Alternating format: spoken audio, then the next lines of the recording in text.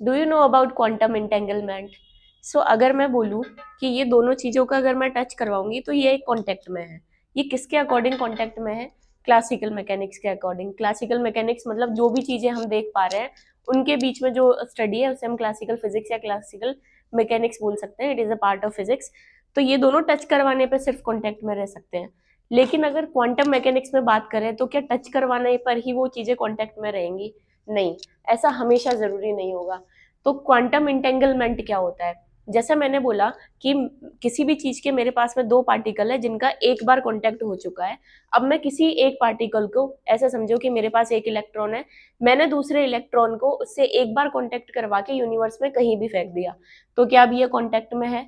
Yes, quantum mechanics के according ये दोनों कांटेक्ट में है।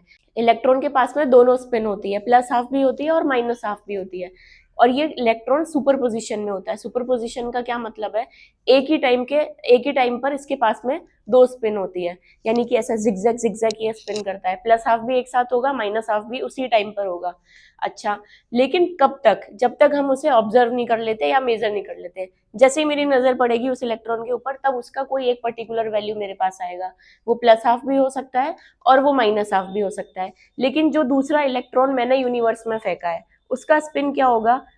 ये स्पिन उसका बिल्कुल ऑपोजिट होगा। यानी कि जो इलेक्ट्रॉन का मैंने स्पिन मेजर किया है, what is spin? Spin is a angular momentum.